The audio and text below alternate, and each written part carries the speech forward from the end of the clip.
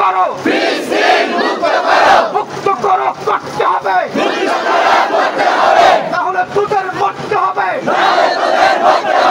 আমাদের কথা সোজা, আজকে জাঙ্গরার বাইতুল মামুন মসজিদের মুসল্লিরা এক হয়ে গেছে। ভুলে যাও না বিশ্ববাসী, you have to mind it and realize it. Even this time within short time, inshallah কথা বলো ঠিক না? Just we are knocking, we are presenting our Islam in the whole world. Oh Philistine, oh my dear Muslim, don't worry, you have to mind it that Inna Allah ma'ana, definitely Allah with us. Allah আমাদের সাথে আছে, কথা বলো ঠিক না? كلكم فلسطين، كلكم مسلمون فلسطين، لا تحزن إن الله معنا، كل مسلمون معكم। প্রত্যেকটা মুসলমান তোমাদের সাথে আছে, অতএব তোমরা ভয় পেও না, আমরা আছি, কথা বলো ঠিক না?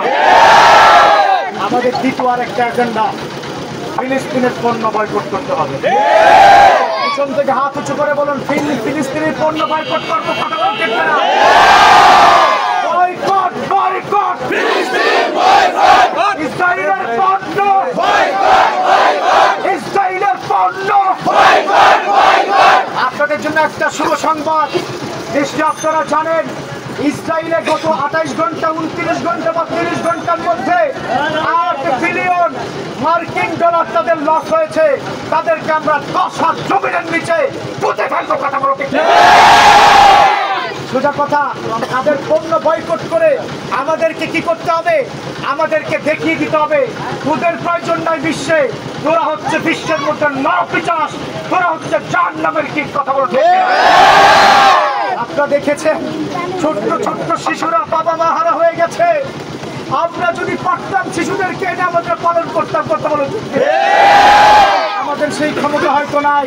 আল্লাহর কাছে আমরা বলবো, আল্লাহ আমাদেরকে এমন ক্ষমতা দাও যাতে করে ফিলিস্তিনের যারা পিতা মাতা হারা হয়েছে, এতিম সন্তান, তাদেরকে আমরা নিয়ে আসতে পারি, কথা বলো ঠিক না? আমরা যদি সুযোগ পেতাম তাদেরকে নিয়ে আসতাম, কিন্তু এখন সবচেয়ে বড় কথা, এই এলাকা জাঙ্গরা সহ সারা বাংলাদেশের তাওহীদি জনতা আপনাদেরকে বলতে চাই, আপনার পার্শ্ববর্তী দোকানে যদি ফিলিস্তিনের পণ্য থাকে, ওই দোকানদারকে আমরা বলতে চাই তাড়াতাড়ি সেটা ব্যাক করে দিন, নাহলে আপনার দোকানকে বয়কট করা।